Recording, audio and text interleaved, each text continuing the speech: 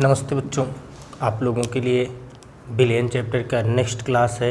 जैसा कि हम लोग जानते हैं कि हम लोग राउल्ट के नियम पर बात कर रहे थे और हमने एक पार्ट राउल्ट के नियम का कैलकुलेट किया था।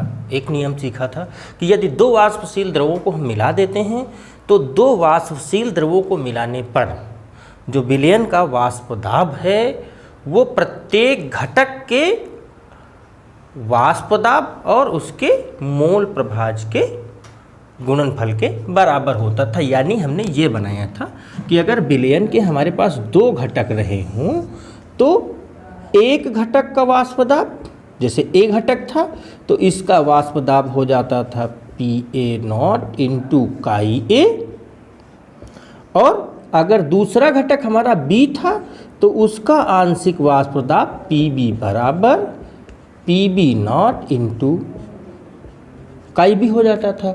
और जब हम कुल वाष्प दाब निकालते थे वो भी विलयन का, तो कुल वाष्प दाब हमारा P हो जाता था और P बराबर हम लोग क्या बनाते थे, PA प्लस PB, और इन दोनों की वैल्यू अगर हम पुटअप करें तो देन हमारा बन जाता था P equal to PA0 into काई ए प्लस PB0 इंटू काई बी। इतना पोर्शन बन जाता था। इतना हम लोग देख चुके थे। अब हम लोग देखेंगे अगर हम विलयन में कोई अवाष्पशील द्रव मिला दें, अवाष्पशील ठोस मिला दें, तो राउल्ट का नियम क्या बनेगा, इसके बारे में थोड़ा सा पहले जानेंगे। बहुत सरल सी बात है कि यदि हम अवाष्पशील द्रव मिलाते हैं या अवाष्पशील ठोस मिलाते हैं, कुल मिलाकर के हम ये कह सकते हैं कि अगर हम अवाष्पशील पदार्थ मिलाते हैं तो अवाष्पशील पदार्थ मिलाने पर जो अवाष्पशील है उसकी वाष्प नहीं बनेगी, और जब उसकी वाष्प नहीं बनेगी तो ऐसी स्थिति में वाष्प दाब में उस पदार्थ का कोई कंट्रीब्यूशन नहीं होगा। और जब नहीं होगा तब उस नियम राउल्ट का कैसे बनेगा, आइए देख लेते हैं हम लोग। तो यहाँ से देखेंगे बेटा, अब राउल्ट का नियम किसके लिए है,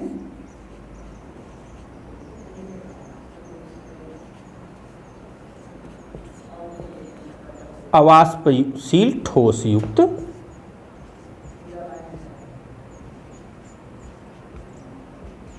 विलयन के लिए, इसके लिए है। अब हम लोग जब देखेंगे तो अवाष्पशील ठोस जो है अगर हम कोई किसी द्रव में घोल देते हैं तो उसके लिए राउल्ट का नियम क्या बनेगा। मैंने क्या बताया, अभी बताया कि चूंकि विलेय अवाष्पशील है, ऐसी स्थिति में बेटा उसका वाष्प दाब में कोई कंट्रीब्यूशन नहीं होगा। और जब उसका कंट्रीब्यूशन नहीं होगा, विलयन के दो घटक थे, एक विलेय था और एक विलायक था, तो ऐसी स्थिति में आप ये देख पाएंगे कि जो विलेय है उसका वाष्प दाब में कोई कंट्रीब्यूशन नहीं है। तो इस अवस्था में अगर हम देखें तो जो राउल्ट ने पहले नियम में कहा था उसी नियम को हम फॉलो करते हुए, तो हम जब उस नियम को फॉलो करेंगे तो क्या बनेगा कि विलयन, और कैसा, अवाष्पशील ठोस युक्त विलयनों में जो वाष्प दाब है किसका, विलयन का, विलयन का जो वाष्प दाब है वो केवल विलायक के मोल प्रभाज के समानुपाती होता है, केवल विलायक के होगा। तो ऐसी स्थिति में हमारा ये बन जाएगा विलायक यानी P प्रोपोर्शनल काई फार विलायक। ध्यान से देखिएगा बेटा, बहुत सरल है, ठीक है। अब चूंकि इसको हम लोग हटा रहे थे तो शुद्ध अवस्था वाला लगा लेते थे, तो हम लोग ऐसे ही कर लेंगे। तो P इक्वल टू P फार विलायक, हम विलायक लिख लेंगे। हम चाहे तो ये भी लिख सकते हैं P0, ये विलायक के लिए है, और इनटू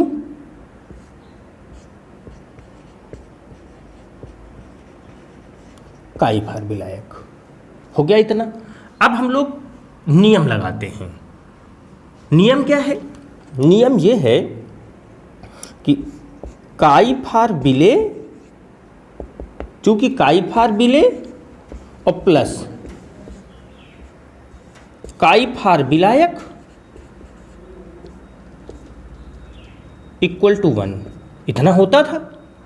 अब जब इतना होता था, अगर यहाँ से हम काई फार विलायक निकालें तो देखिए क्या बनेगा, यानी केवल विलायक का मोल प्रभाज अगर कैलकुलेट करेंगे हम,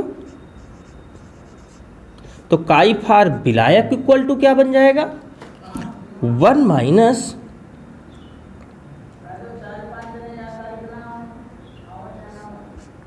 काई फार विलेय, इतना बन जाएगा। देखिए फिर से देखिए, हम बहुत सरल सा फिर से देख लेते हैं थोड़ा सा, कि जब अवाष्पशील ठोस युक्त विलयन होगा तो अवाष्पशील ठोस युक्त विलयनों के लिए क्या हो जाएगा, विलयन का वाष्प दाब किसके, विलायक के मोल प्रभाज के समानुपाती होता है, यानी P प्रोपोर्शनल काई फार विलायक। यहाँ से हम जब इसको कैलकुलेट करेंगे तो P इक्वल टू P फार विलायक या P नॉट फार विलायक इंटू काई फार विलायक हो जाएगा। यहाँ से आप देखेंगे, हम पहले पढ़ चुके थे जब हमने मोल प्रभाज पढ़ा था, तो हमने बताया था आप लोगों को कि विलयन के सभी घटकों का कुल मोल प्रभाज एक होता है। हमने द्विअंगी विलयन लिया है जिसमें एक विलेय और एक विलायक है, यानी काई फार विलेय यानी विलेय का मोल प्रभाज और विलायक का मोल प्रभाज कैलकुलेटेड अमाउंट में जब हम ऐड करेंगे तो कितना आना चाहिए, 1 आना चाहिए। यहाँ से हम विलायक का मोल प्रभाज निकालेंगे तो विलायक का मोल प्रभाज हो जाएगा 1 माइनस काई फार विलेय हो जाएगा। और ये वैल्यू जो हमको मिली है, हमको करना क्या है, एकदम सिंपल, जो ये वैल्यू मिली है वो इसमें रख देनी है, और जैसे ही हम रखेंगे तो ये हमारा बन जाएगा P equal to P naught, और साथ में क्या बनेगा, इनटू, इसको ऐसे लिख लेते हैं 1 माइनस काई फार विलेय, ये हम बनाएंगे, यानी विलेय का मोल पर। इस P नॉट को उठा के अगर हम इधर ले आते हैं तो हमारा पार्ट ये बन जाता है P upon P naught equal to 1 minus chi for विलेय। काई फार विलेय मतलब विलेय का मोल प्रभाज, ऐसा बन जाएगा। अब थोड़ा सा साइड में देख लेंगे बेटा हम लोग, तो देखिए अब क्या होगा, हमको क्या कर देना है, काई फार विलेय निकाल लेना है। तो अगर हम इसको निकालेंगे तो हम क्या कर लेते हैं, इसको इधर लेके आते तो ये माइनस में जाएगा, और पूरे के अगर साइन बदल दें, पूरा अगर साइन बदल दें तो हमको क्या करना है कि पूरे के साइन बदल दें, तो ये प्लस हो जाएगा, ये माइनस हो जाएगा, और ये माइनस हो जाएगा, तो ये बन जाएगा 1 माइनस, यानी ये 1 माइनस बनेगा। जैसे हम इसको चेंज करेंगे तो ये 1 minus P upon P naught equal to chi for विलेय बन गया। इसमें हम क्या करेंगे, इसको हम लघुत्तम में लेंगे, तो ये हो जाएगा P naught minus P equal to chi for विलेय, और ये बन गया हमारा अवाष्पशील ठोस पदार्थ युक्त विलयन के लिए राउल्ट का नियम। हमने पिछली क्लास में देखा था P naught minus P upon P not, ये वाष्प दाब में आपेक्षिक या सापेक्ष अवनमन है, और ये क्या है, विलेय का मोल प्रभाज। इस तरीके से राउल्ट का नियम बनेगा, वाष्प दाब में आपेक्षिक अवनमन, वाष्प दाब में आपेक्षिक अवनमन या सापेक्ष अवनमन विलयन में विलेय के मोल प्रभाज के बराबर होता है। वाष्प दाब में कैसा आपेक्षिक अवनमन कह सकते हैं या सापेक्ष अवनमन कह सकते हैं, विलयन में विलेय के मोल प्रभाज के बराबर होता है।